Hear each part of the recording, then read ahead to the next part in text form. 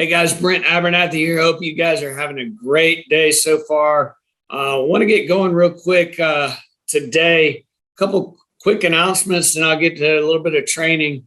First and foremost, congratulations to Donnie Landry and FFL Aventus. Since we last spoke, we have a new senior sales manager in the group. Donnie and his group helped over 100 families last month, which earned them their new logo. And I know they've got crazy momentum going on down in really all over the country, but especially in Louisiana and Texas. And so FFL Aventus, I love the logo. I think it's awesome, the story behind it. And just proud of you and Jillian and your whole team. Donnie. So congratulations to you on that. I am curious to see who's next. You know, who wants their own logo, who wants to go create their own business, who wants to get after it and have that branded logo and that name and that team. And so I'm interested to see who's next in the group to go out and make it happen. But congratulations, Donnie, for you and your group making that happen. Also wanted to say, just while I'm on, Louisiana, I know we have a grand opening for an office, down in Thibodaux, Louisiana on, the 30th of June. So it's a Thursday. The grand opening will start at 4:00. Address is 1241 Canal Boulevard in Thibodaux. We'll get the flyer out on Slack. It'll be, circulated on social media, but it's 1241 Canal Boulevard. It'll get started at 4:00. I know I'll be over there. I know Sean Mike will be there. I'm sure we'll have a bunch of other people opening yet another office, another FFL office across the country where agents can go and work and, surround themselves with like-minded people and get business done. So put that on your calendar. If you are within, a few hours away from there, I definitely would make sure you make it to Thibodaux on the 30th of June. Next thing is, you guys will be seeing here over the next few days, probably sometime this week, you'll probably be seeing on your Slack groups or on, Discord or whatever.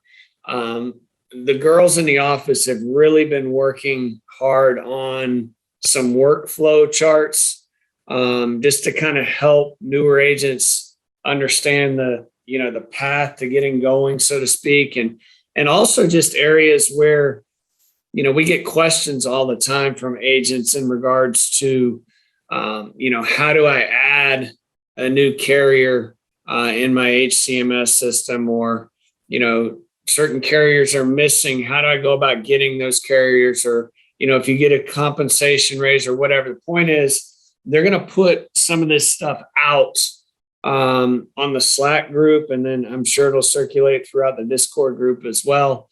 And it's just a step-by-step process with a lot of things that we get questions about. So I would encourage you to look at that, save it, whatever it might be that you got to do. They've put time and effort into putting these things together to help keep you guys from taking too much time when this type of stuff comes up. You can get it, look at it, get it done, boom, move on, go protect families, as opposed to spending a lot of extra time on some of that administrative type stuff. So as far as the training today, we've been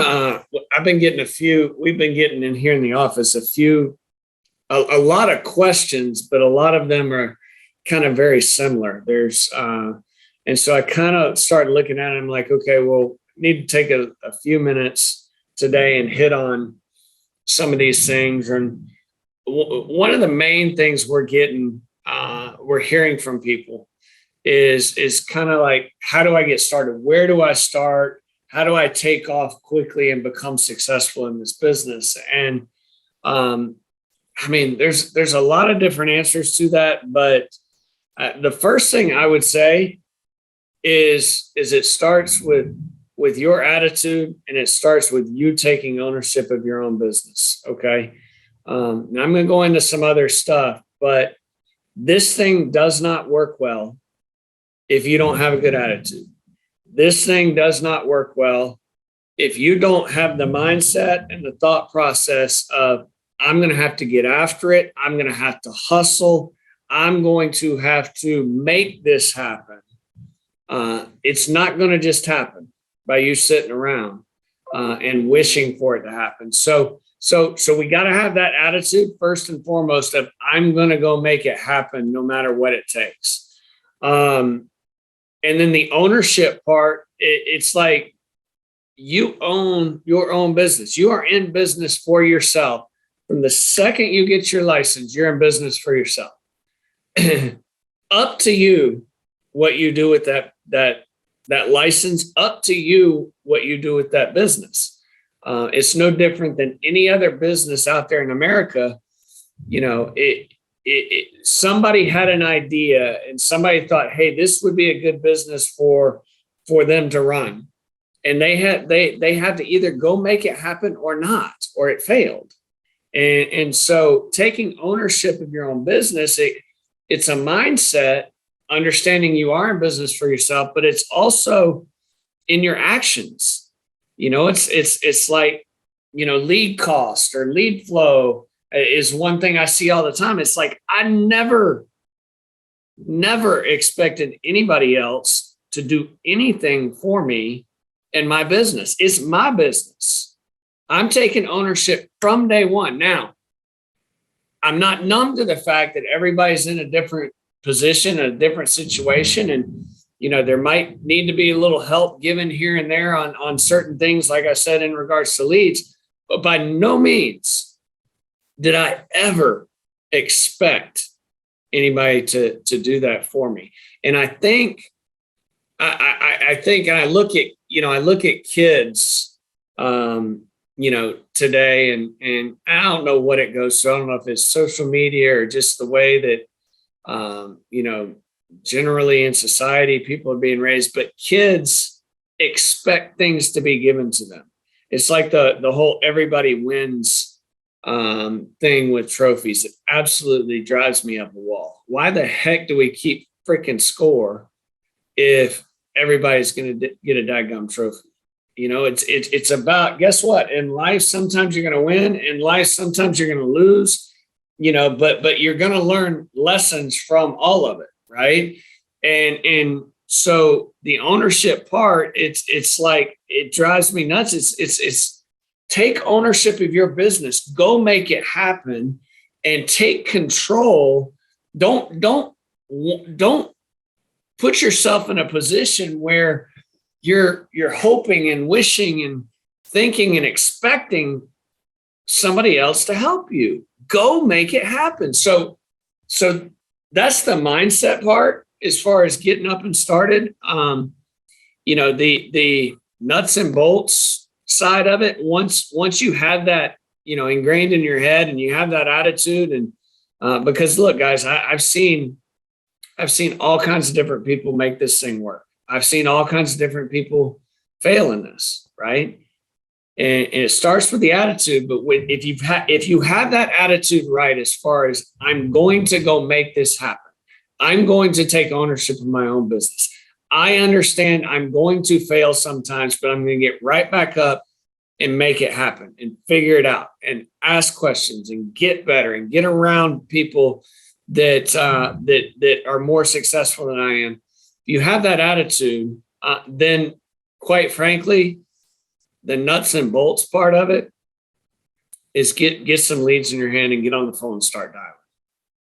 Get in front of people, whether it's dialing leads, whether it's door knocking, people that don't answer, whether it's setting warm market appointments, right? Just from networking with people, get in front of people. However you got to go about doing it, get in front of people.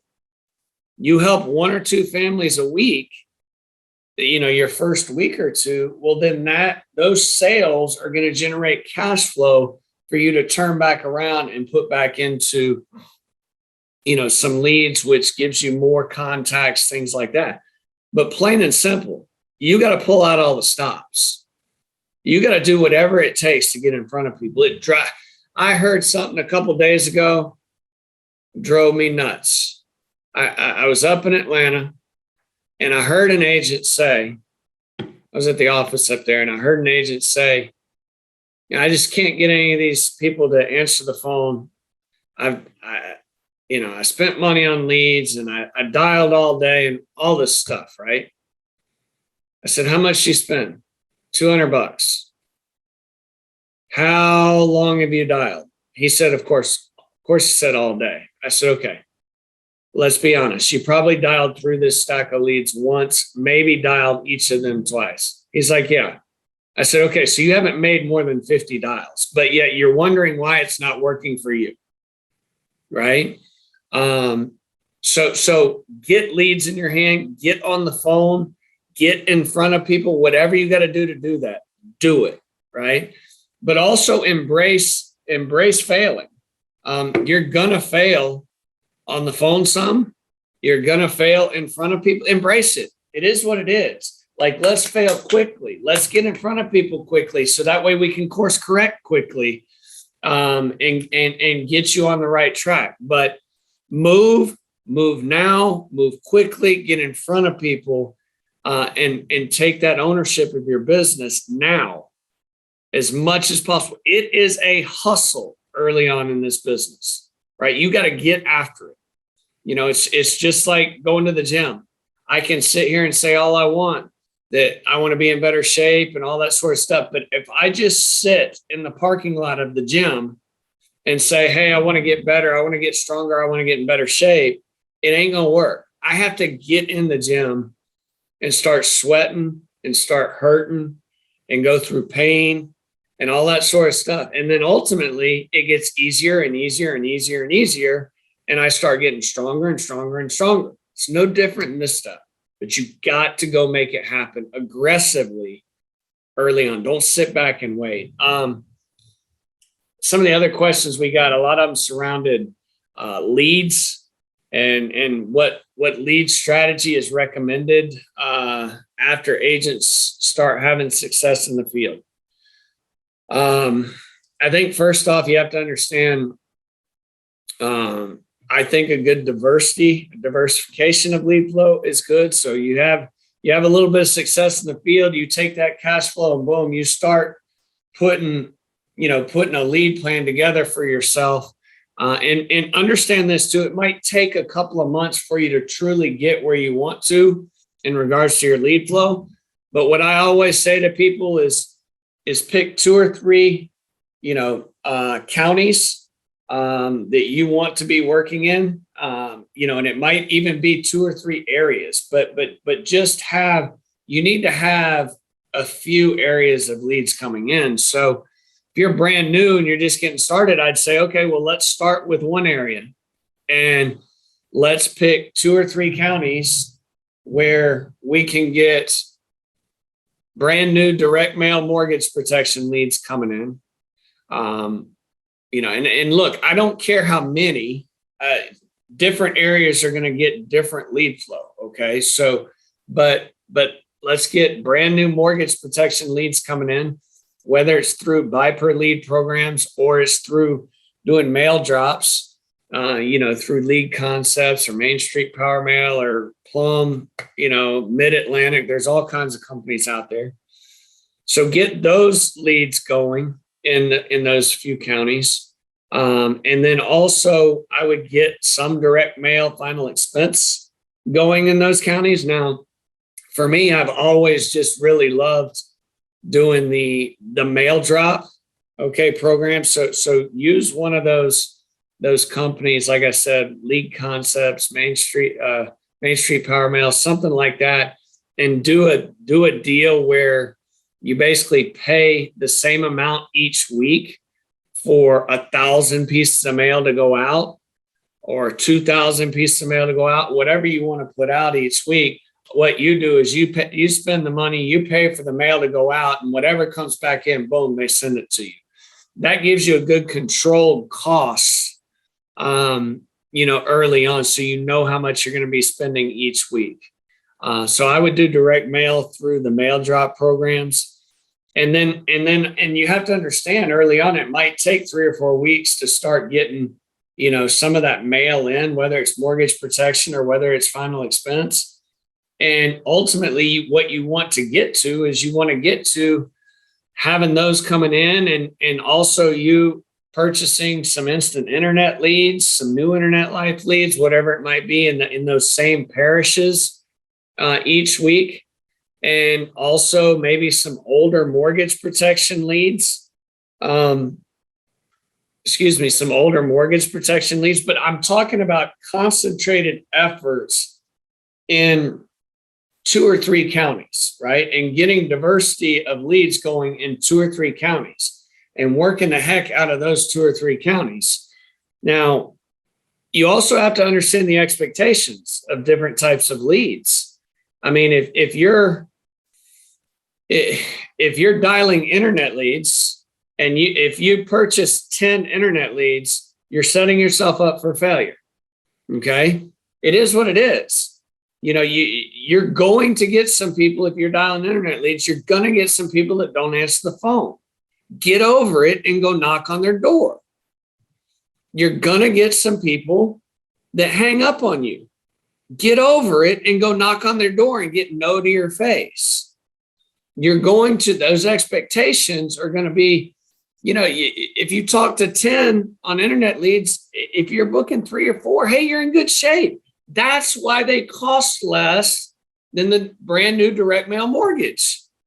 It's not that deep, right? A brand new direct mail mortgage lead might cost $70. An instant internet lead costs $10 or $11. Actually, with all the discounts that are run, it costs like $6 or $7 probably most of the time that you're getting them, as long as you're on work spots.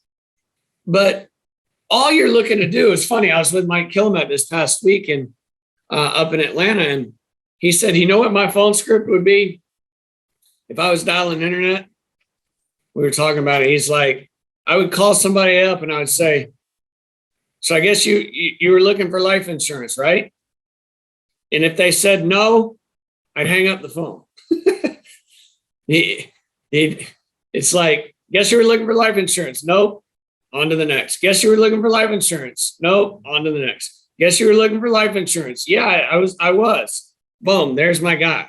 You know what I mean? So it's like, don't get so caught up in the responses you get. It's like, we got a bunch of numbers. We got to do whatever it takes to get in front of people. And the expectations, if you're working older mortgage leads, if you're working internet leads, you're going to get a little bit more pushback than you are if you're spending $70 on a brand new mortgage lead. It is what it is. Now, what I would also say is look for who's having success with each different type of lead. I mean, we have plenty of people that are having success with internet leads. I mean, ask your manager that you work with who's having success with the different types of leads. Older mortgage leads. I know we have plenty of people that are having success with that. Ask. We'll get you in contact with the right people who are living it and doing it and can show you and tell you what they're doing. But the big thing is have that diversity, have the right expectations. I mean, if you're going to get your feelings hurt, I mean, quite frankly, it doesn't matter what type of lead you're working. You're going to get your feelings hurt by hearing the word no. You ain't in the right business, and you have to go make it happen. You have to, it's like if you purchase. The way I always looked at it was when I purchased a lead, I took it personally. I was like, oh heck no! I spent $10 on this lead. I'm going to get a no to my face. It's same thing with a $50 lead. I mean, it's just like that was the ownership I took over my business and making it happen.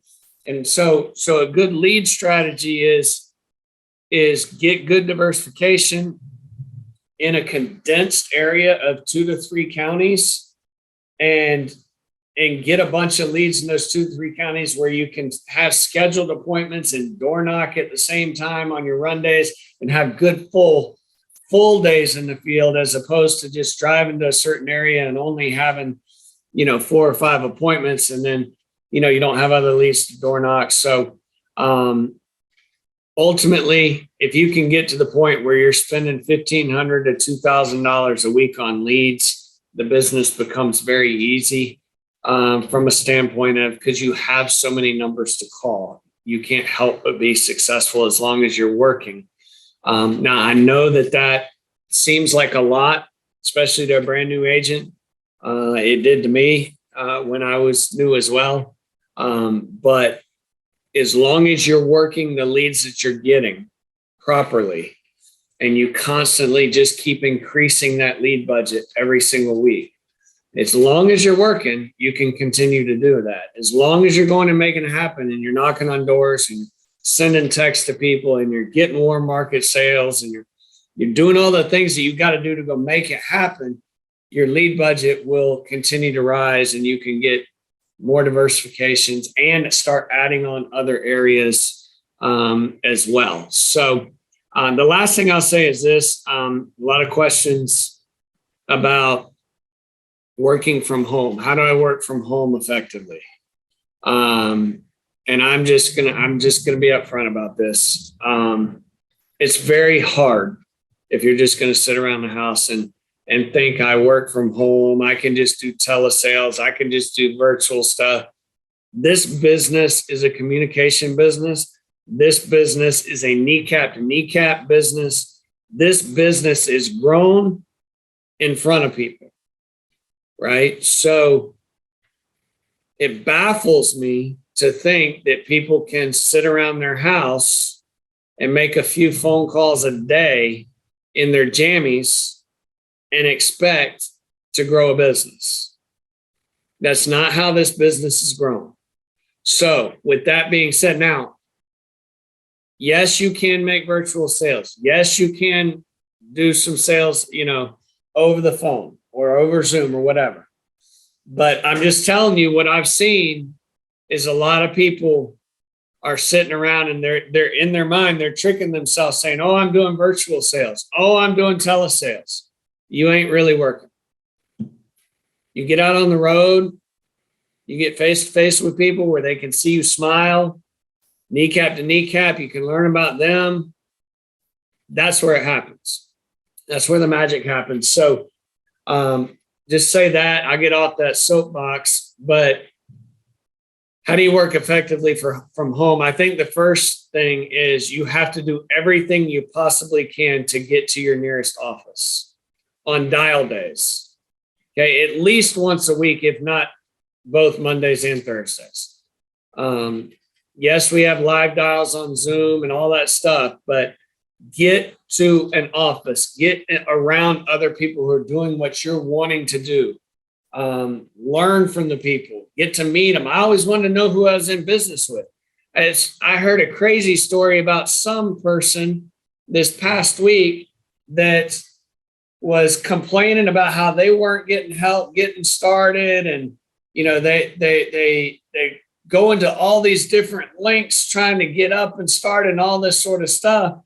I start asking some questions, find out the person's like 30 minutes from an unbelievable office space that we have that has a lot of top producers in it. And the agent knew about that and has chosen not to drive 30 minutes, but yet is saying that they're doing everything they can to get themselves up off the ground. It makes absolutely no sense to me. There's Hall of Fame producers in an office 30 minutes away. And it's like, really, how bad are you wanting to make it happen? So I would get to an office as soon and as much as possible.